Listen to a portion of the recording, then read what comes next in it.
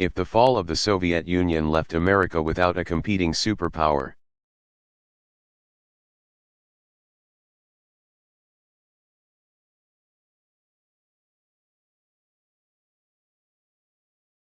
Emerging threats from terrorist groups, and the proliferation of weapons of mass destruction.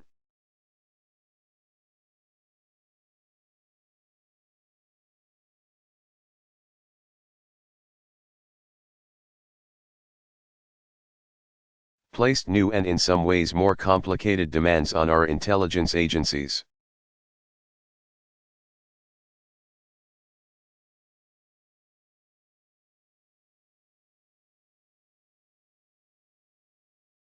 Globalization and the Internet made these threats more acute.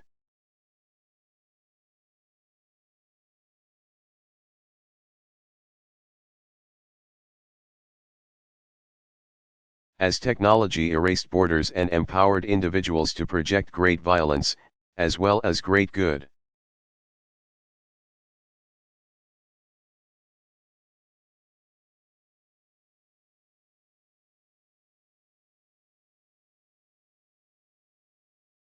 Moreover, these new threats raised new legal and new policy questions.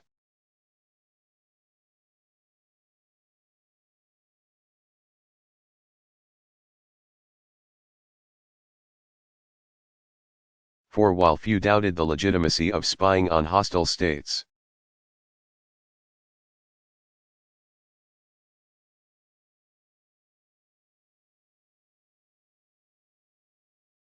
our framework of laws was not fully adapted to prevent terrorist attacks by individuals acting on their own.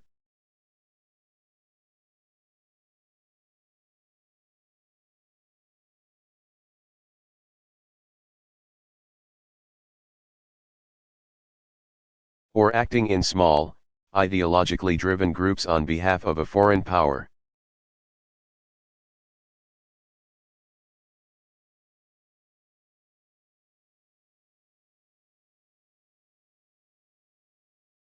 The horror of September 11 brought all these issues to the fore.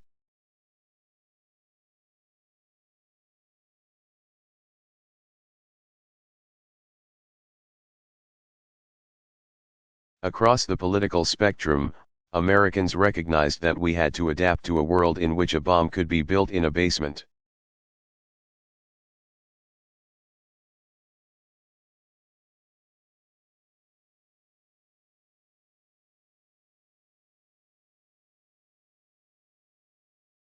And our electric grid could be shut down by operators an ocean away.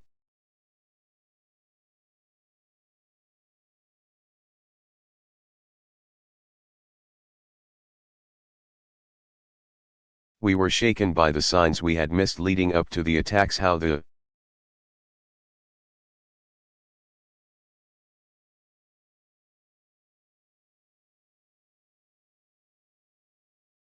hijackers had made phone calls to known extremists and traveled to suspicious places.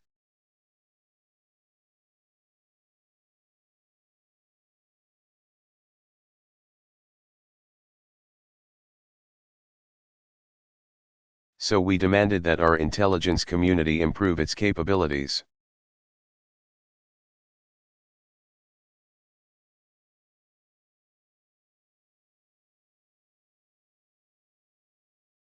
And that law enforcement change practices to focus more on preventing attacks before they happen than prosecuting terrorists after an attack.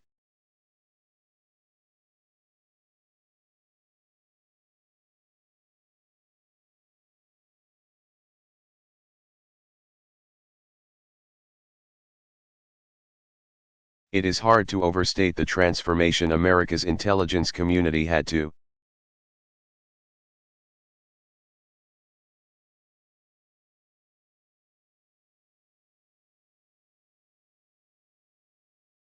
go through after September 11.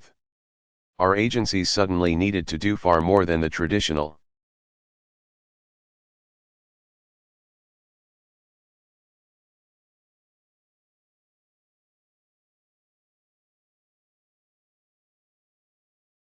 mission of monitoring hostile powers and gathering information for policymakers.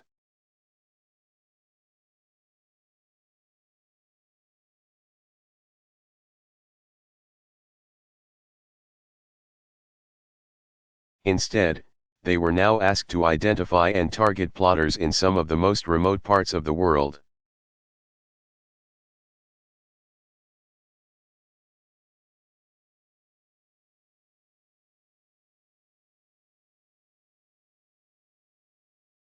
And to anticipate the actions of networks that,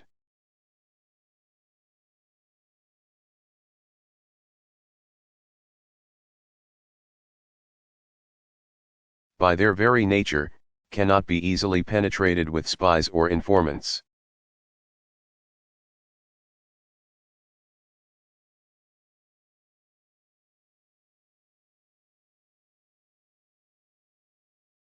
And it is a testimony to the hard work and dedication of the men and women of our intelligence.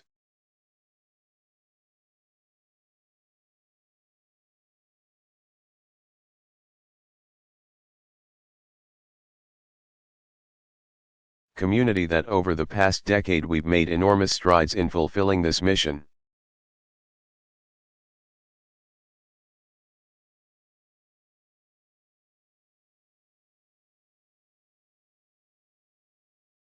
Today, new capabilities allow intelligence agencies to track who a terrorist is in contact with.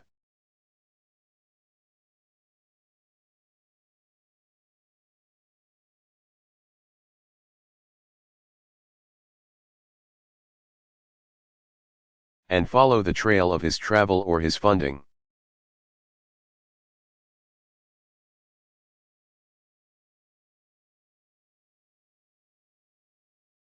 New laws allow information to be collected and shared more quickly and effectively between federal agencies.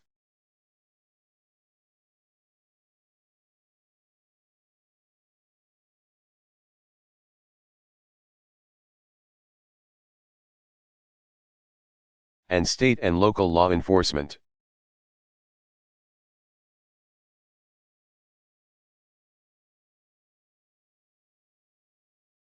Relationships with foreign intelligence services have expanded.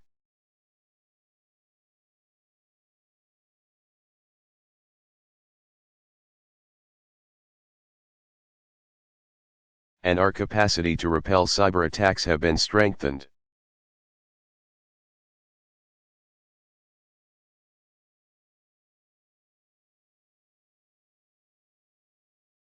And taken together, these efforts have prevented multiple attacks and saved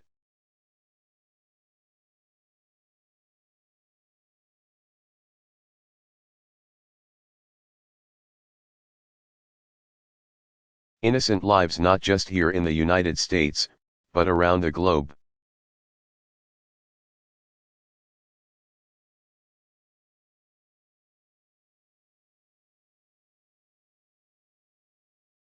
And yet, in our rush to respond to a very real and novel set of threats,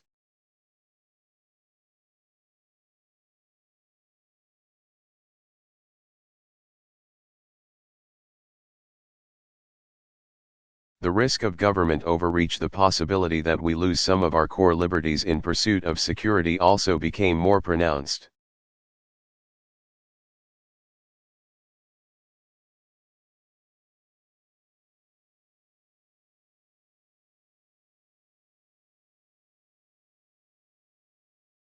We saw, in the immediate aftermath of 9/11,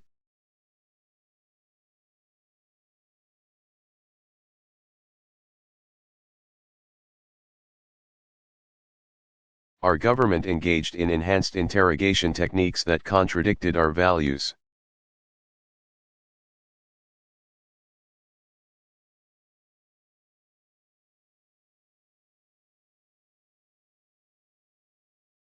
As a senator, I was critical of several practices, such as warrantless wiretaps.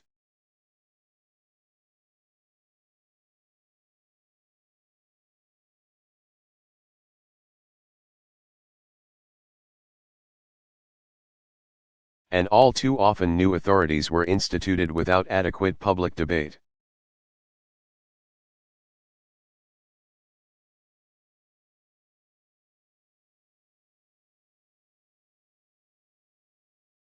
Through a combination of action by the courts, increased congressional oversight, and adjustments by the previous administration.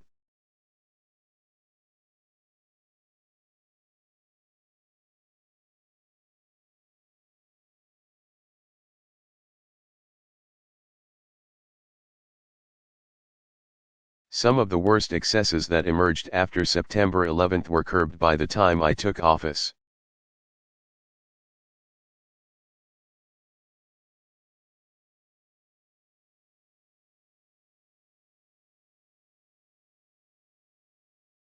But a variety of factors have continued to complicate America's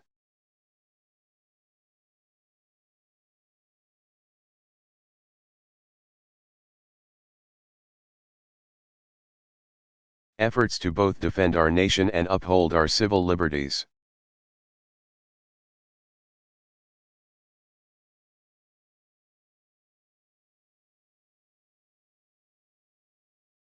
First, the same technological advances that allow you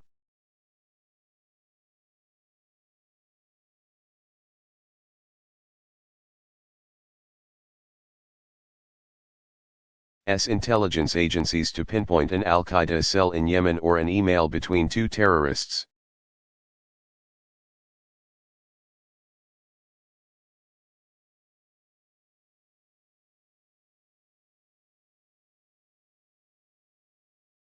In the Sahel also mean that many routine communications around the world are within our reach.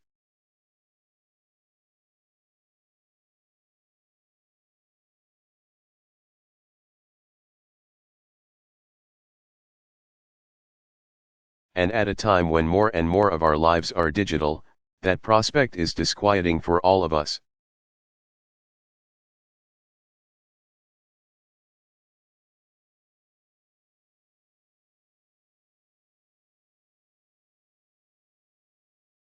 Second, the combination of increased digital information and powerful supercomputers.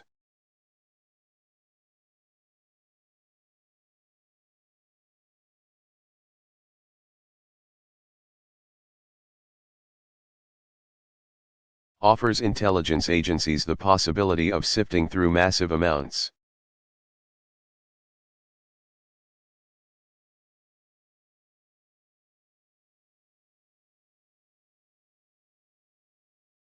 of bulk data to identify patterns or pursue leads that may thwart impending threats.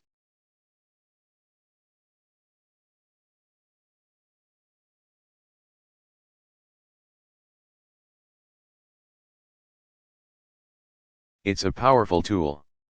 But the government collection and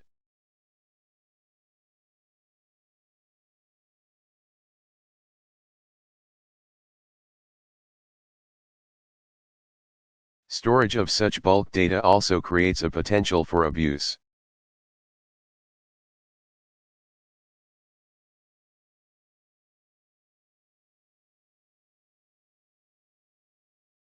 Third, the legal safeguards that restrict surveillance against you.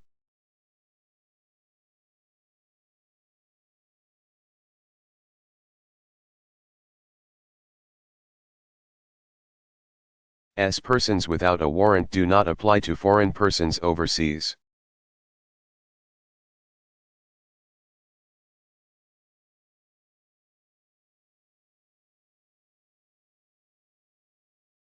This is not unique to America, few, if any.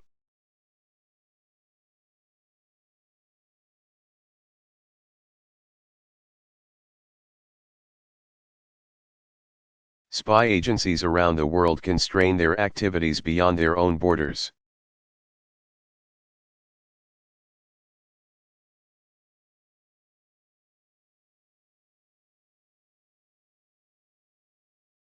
And the whole point of intelligence is to obtain information that is not publicly available.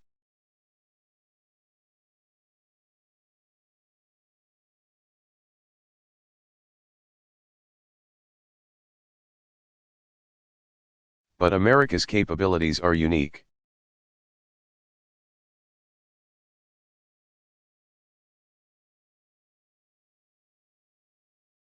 And the power of new technologies means that there are fewer and fewer technical constraints on what we can do.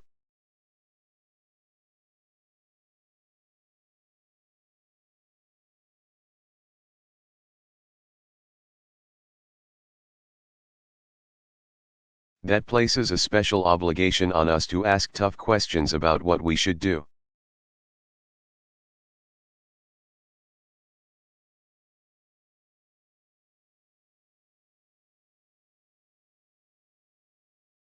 And finally, intelligence agencies cannot function without secrecy.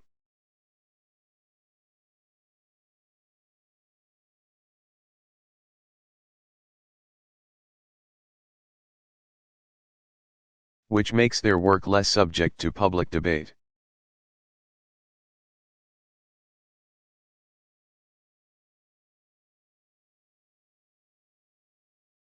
Yet there is an inevitable bias not only within the intelligence community,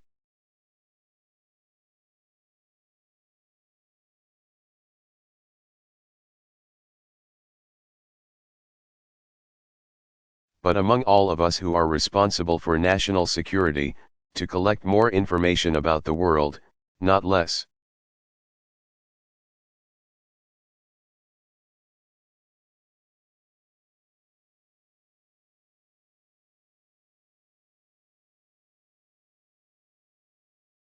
So in the absence of institutional requirements for regular debate and oversight that is public,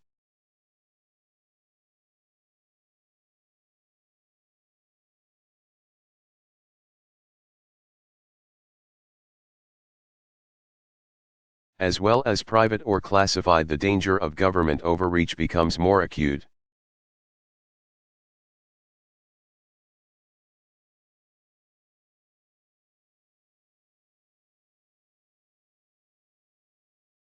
And this is particularly true when surveillance technology and our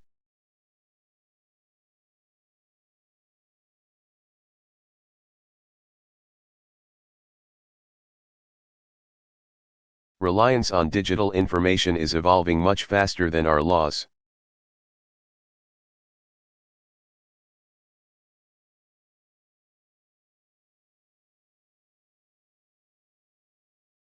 For all these reasons,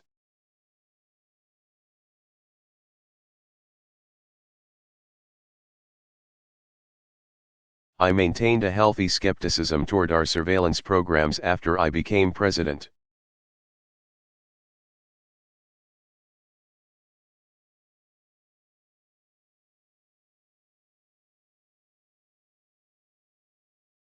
I ordered that our programs be reviewed by my national security team and our lawyers.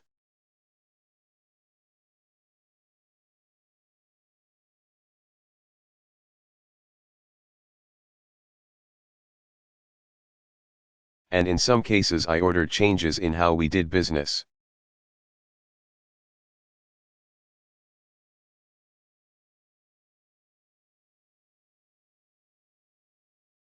We increased oversight and auditing, including new structures aimed at compliance.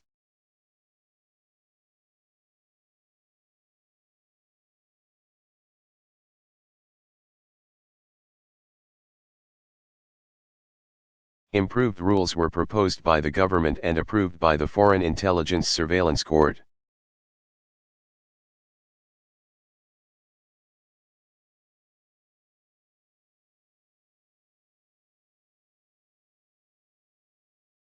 And we sought to keep Congress continually updated on these activities.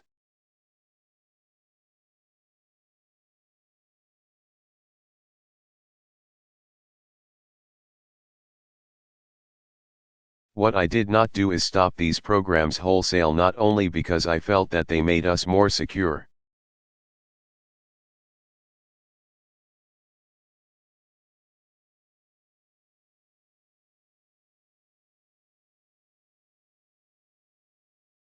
but also because nothing in that initial review, and nothing that I have learned since,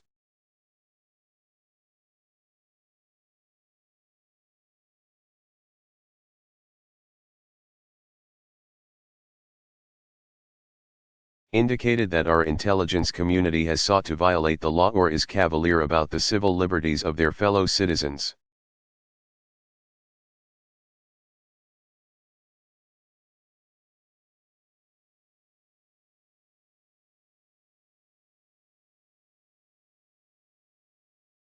To the contrary, in an extraordinarily difficult job, one in which actions are second-guessed.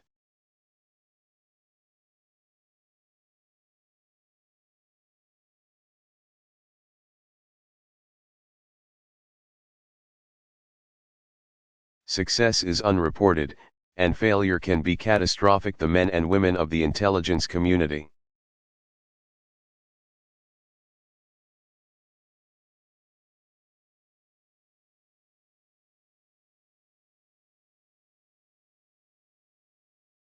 Including the NSA, consistently follow protocols designed to protect the privacy of ordinary people.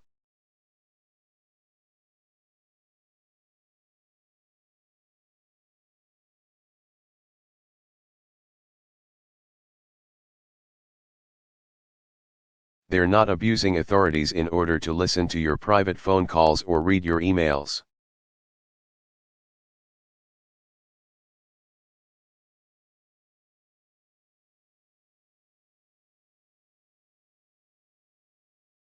When mistakes are made, which is inevitable in any large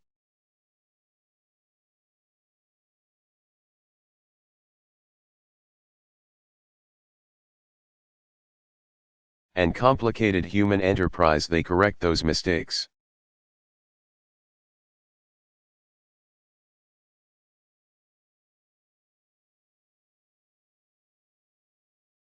Laboring in obscurity, often unable to discuss their work even with family and friends.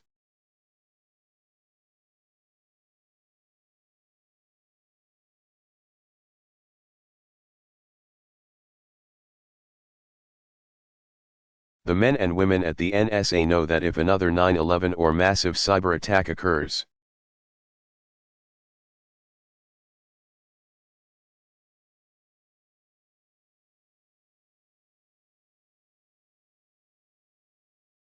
they will be asked, by Congress and the media, why they failed to connect the dots.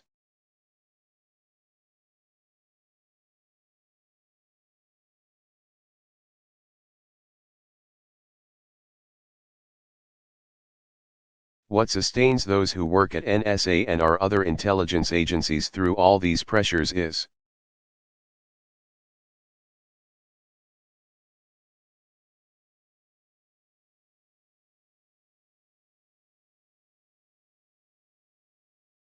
the knowledge that their professionalism and dedication play a central role in the defense of our nation.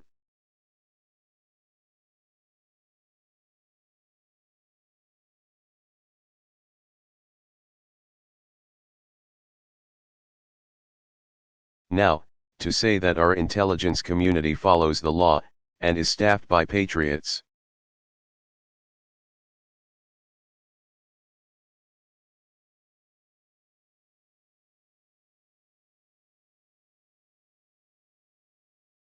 is not to suggest that I or others in my administration felt complacent about the potential impact of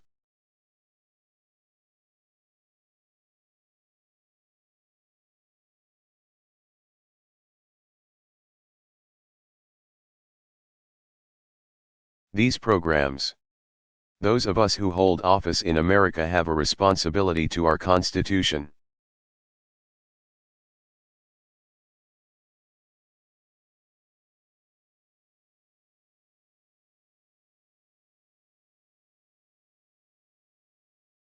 And while I was confident in the integrity of those who lead our intelligence community,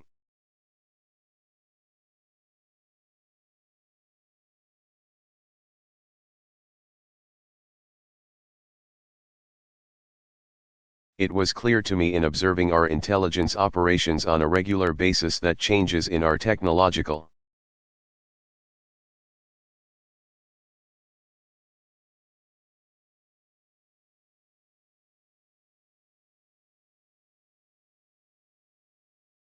capabilities were raising new questions about the privacy safeguards currently in place.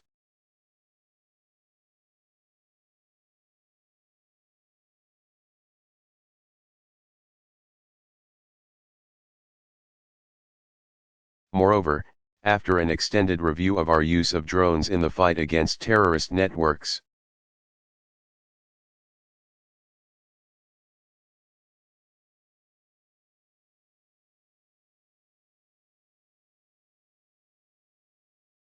I believed a fresh examination of our surveillance programs was a necessary next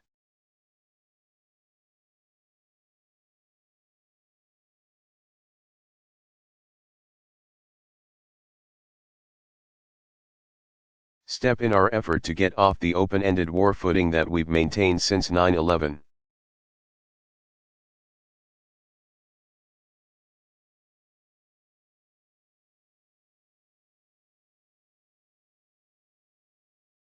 And for these reasons, I indicated in a speech at the National Defense University last May.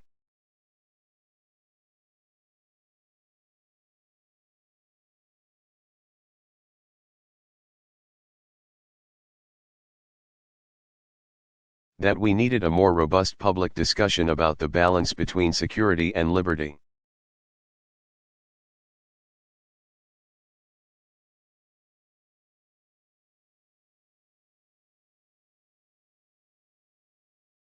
Of course, what I did not know at the time is that within weeks of my speech,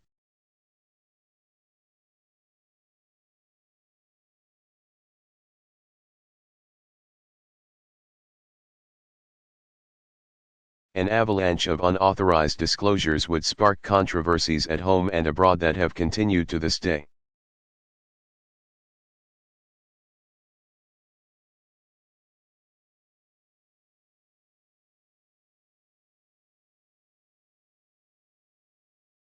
And given the fact of an open investigation, I'm not going to dwell on Mr.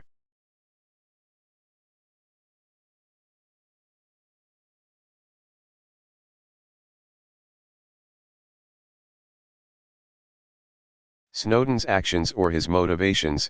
I will say that our nation's defense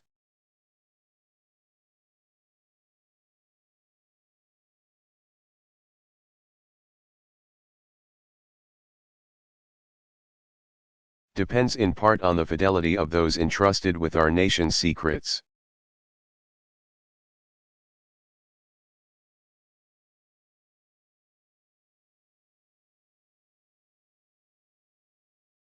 If any individual who objects to government policy can take it into their own hands to publicly disclose classified information,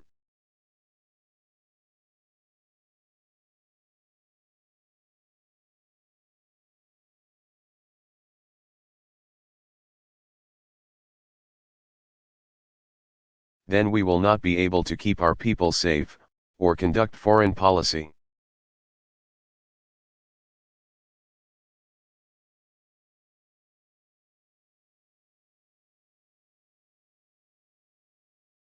Moreover, the sensational way in which these disclosures have come out has often shed more heat than light.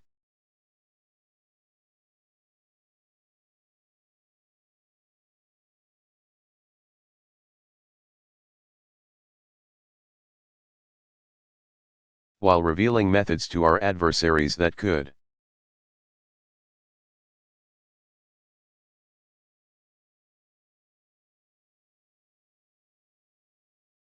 impact our operations in ways that we may not fully understand for years to come.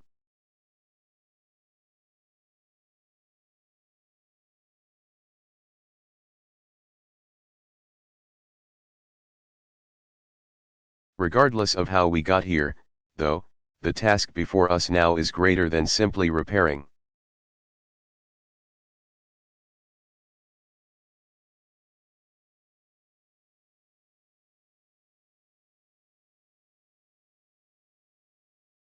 The damage done to our operations or preventing more disclosures from taking place in the future.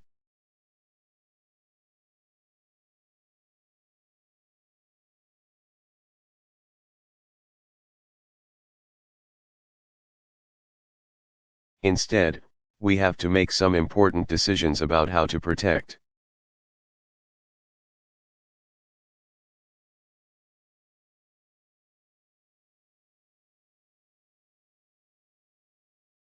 ourselves and sustain our leadership in the world.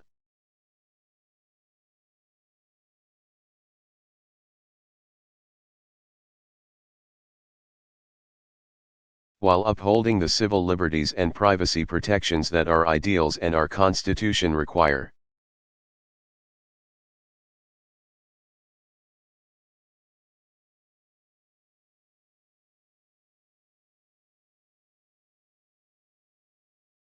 We need to do so not only because it is right, but because the challenges posed by threats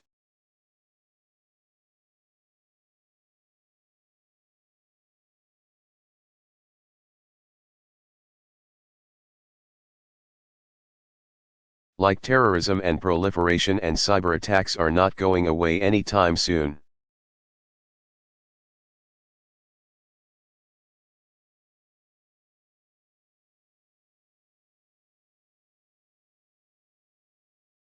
They are going to continue to be a major problem.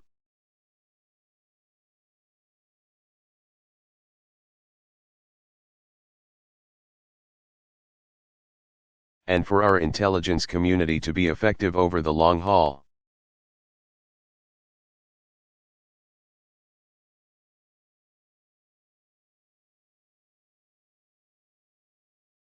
we must maintain the trust of the American people, and people around the world.